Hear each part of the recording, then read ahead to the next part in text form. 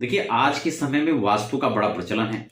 वास्तु के लिए वास्तु एक्सपर्ट बहुत फीस लेते हैं और काफ़ी अच्छी मात्रा में वास्तु का प्रचलन है। लेकिन क्या वास्तु के सही स्वरूप को हम लोग समझते हैं? या फिर ये चीज़ें यहाँ बना लो, ये चीज़ें यहाँ बना लो, यहाँ से तोड़ दो, या हम इसी को वास्तु समझते हैं? वास्तु का दोष लगता ही क्यों है? उसके बारे में भी हम लोग चर्चा करेंगे।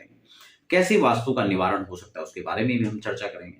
और वास्तु के, क्योंकि अभी मेरे पास किसी क्लाइंट का कल परसों में का फ़ोन आया था हिसार हांसी से, मैं नाम तो नहीं ले रहा हूँ। और उन्होंने मुझे किसी के बारे में बताया कि हमने किसी वास्तु एक्सपर्ट को, जो है, उनकी फीस जो थी वो 21,000 रुपये थी। क्योंकि वो बता नहीं रहे थे, लेकिन मैंने फिर भी उनसे बार-बार पूछा, तो उन्होंने उनका नाम भी लिया। मैं नाम यहाँ पर ओपन नहीं कर रहा हूँ। और उनके माध्यम से उन्होंने 21,000 रुपये फीस दिया। उन्होंने कुछ नक्शा उनको बनाकर दे दिया और उसके बारे में उनको कोई जानकारी नहीं दी। मैं यहाँ पर मेंशन करूँगा जो चीज़ उन्होंने दी हुई हैं स्क्रीनशॉट के माध्यम से, जो उन्होंने मुझे भेजा है। तो क्या यही वास्तु है, या ऐसे ही वास्तु का पूजन होगा? क्यों वास्तु की पूजा जरूरी है? क्या वास्तु का स्वरूप है? इसको थोड़ा समझना होगा। या वास्तु दोष से हम कैसे बच सकते हैं? सबसे पहले तो वास्तु के बारे में आप सब जानते ही हैं, भगवान शिव के ही अंश हैं। इसकी विस्तार से अनेक अनेक पुराणों में इसका वर्णन मिलता है। मेरे पास यहाँ पर अभी मत्स्य पुराण है, मैं इससे कोई चीज आपको यहाँ पर बताने वाला हूँ। और ये काफी महत्वपूर्ण है। जो वास्तु के एक्सपर्ट हुए हैं, जो वास्तुविज्ञ हुए हैं, जो वास्तुकार हुए हैं, इस पर यहाँ पर वास्तु के प्रादुर्भाव की कथा से लेकर बहुत विशद वर्णन है। समय के अभाव में या फिर वीडियो बहुत लंबी हो जाएगी, इसलिए हम उसका विस्तार तो बहुत ज्यादा नहीं करेंगे, लेकिन कुछ खास मोटी बातें मैं आपको यहाँ पर सप्रमाण बताने वाला हूँ। मत्स्य पुराण के 252वें अध्याय में अगर आप देखेंगे तो पहला श्लोक यहाँ पर है कि प्रसाद भवना दीनम निवेशम विस्तरादवद कुर्यात केन विधानेन कस्सु वास्तु हृदाहृतः। अर्थात यहाँ पर ऋषियों ने, सूर्य महाराज से सोनकादि ऋषियों ने इसके बारे में पूछा था कि हम लोग राजभवन आदि या मकान आदि जो हम बनाते हैं उसके बारे में हम जानना चाहते हैं कि ये जो विधि वास्तु की है, थोड़ा आप हमें विस्तार से बताइए, इसके बारे में कुछ प्रकाश डालिए। तब सूर्य ने उनके प्रश्न के उत्तर में जो यहाँ पर बताया है कि वो कौन कौन से वास्तुविज्ञ हैं, ठीक है ना। इसमें सूर्य कहते हैं, ऋषियों भृगु, अत्रि, वशिष्ठ, विश्वकर्मा, मैं दानव, जो दानव थे, मैं, नारद, नग्नजित, भगवान शंकर, इंद्र, ब्रह्मा, कुमार, यानी कुमार मतलब भगवान शिव के पुत्र, ठीक है, कार्तिकेय जी जिनको हम कहते हैं, नंदीश्वर, शौनक, गर्ग, वसुदेव जी, अनिरुद्ध, शुक्र और बृहस्पति, ये 18 प्रकार के वास्तुशास्त्र के उपदेष्टा माने जाते हैं, ठीक है ना। तो अब आप समझ लीजिए कि हम वास्तु को कहां लेकर चले गए, कहां डाइवर्ट कर दिया। जिसे मत्स्य रूपी भगवान ने जो है, जो भगवान के स्वयं अवतार है, मत्स्य अवतार, 24 अवतारों में इनका वर्णन आता है, भागवत में भी विशद वर्णन है। तो यहाँ पर जो है मनु भगवान को उसके संक्षेप में रख करके उनके प्रति यह उपदेश किया था का अष्टादशी विख्याता वास्तुशास्त्रोपदेशकः, ये उसके उपदेशक हैं। इसमें मुख्य रूप से विश्वकर्मा जी और मैदानव को जो है इसकी कर्ता धर्ता माना जाता है। यहाँ पर आगे कहा कि इदानीम प्रवक्ष्यामि वास्तुशास्त्र मनोत्तमम, मनु भगवान को आगे रख के वास्तु के विशद इन चीजों के बारे में बतलाया। जो उत्पत्ति की कथा है वो आपने पहले भी सुना होगा, मैं भी कई बार उसमें विस्तार कर चुका हूं। यहां पर लिखा हुआ कि प्राचीन काल में जो अंधक नाम का दैत्य था, भगवान का जब उससे सामना हुआ, उसके साथ युद्ध हुआ, तो उस समय अश्रुबिंदु, उस भगवान के श्रम बिंदु जो थे, वह भगवान के मस्तिष्क से जो टपका था, वह श्वेत बिंदु गिर गया पृथ्वी पर, और उससे भीषण और विकराल मुख वाला एक उत्कृष्ट प्राणी उत्पन्न होता है। यहाँ पे लिखा हुआ है, ललाट स्वेद सलिलम मपत्त भीषणम कराल वदनम तस्मात् भूत भृत्य भूत मवलक्षणम। एक उत्कृष्ट प्राणी, ऐसा प्रतीत होने लगा मानो ये सातों द्वीप और वसुंधराओं को आकाश के सहित ही यह निकल जाएगा। बहुत विशाल स्वरूप था। लेकिन भगवान शिव के समक्ष यह आया, भगवान शिव का एक अंश था, और भगवान शिव के कहने पर यह सदाशिव तपस्या में संलग्न हो गया। जब सब कुछ खाने लगा, भगवान ने इसको आदेश किया, ये तप करने लगा। लेकिन घोर तप के बाद भी यह व्याकुल हो गया भूख से, और फिर पुनः उठ करके यह त्रैलोकी का भक्षण करने के लिए तैयार हो गया। भगवान शिव ने कहा ये तो बड़ी समस्या हो जाएगी, विकट समस्या है, तब क्या करें? तब भगवान शंकर ने उससे कहा, हे निष्पाप, तुम्हारा कल्याण हो, तुम वास्तव में तुम्हें लोकहित की अभिलाषा रखनी चाहिए, तुम मुझसे कुछ वर मांगो। तब उसने भगवान शंकर से जो है, जब भगवान ने ऐसा कहा तो तब उस प्राणी ने शिवजी का से कहा, हे देवादिदेव, मैं तीनों लोगों को ग्रस्त करने में समर्थ हो जाऊं, ऐसा मुझे आशीर्वाद दीजिए। आप समझ रहे हैं, यानी तीनों लोगों को खाने में मैं समर्थ हो जाऊं। यहां पर लिखा हुआ है, तमुवाच ततो भूतम त्रैलोक्य ग्रह संरक्षणम भविष्यामि देवदेवेश तथेव युक्तम च शूलिनः। मैं संपूर्ण इस धरा को निगलने में भी समर्थ हूं, इतनी मेरी शक्ति होनी चाहिए। भगवान ने तथास्तु कहा, लेकिन ऐसा ही होगा। फिर भी भगवान ने कहा कि प्राणी अपने विशाल इस शरीर से स्वर्ग तथा भूमंडल और आकाश को अवरुद्ध करता हुआ पृथ्वी पर वह आ गिरा था, इसलिए आपसे लोग जो है भयभीत हैं, इसलिए आपको इस चीजों का ध्यान रखना है। आपके लिए जो भोजन की व्यवस्था है उसको मैं यहाँ पर बता देता हूँ, ऐसे नहीं कि आपको सबको भक्षण कर देना है। यहाँ पर बहुत शॉर्ट में मैं आपको एक चीज बता रहा हूँ, कथा तो बहुत विस्तार से है। यहाँ पे लिखा हुआ कि आहारो वैश्य देवांते नूनमस्य भविष्यति वास्तुपसमनो यज्ञ तवाहारो भविष्यति। भगवान शंकर ने कहा कि वास्तु के प्रसंग में वैश्वदेव और अंत में जो बलि जो है वास्तु के निमित्त दी जाएगी पूजा के समय, वह ही तुम्हारा आहार होगा।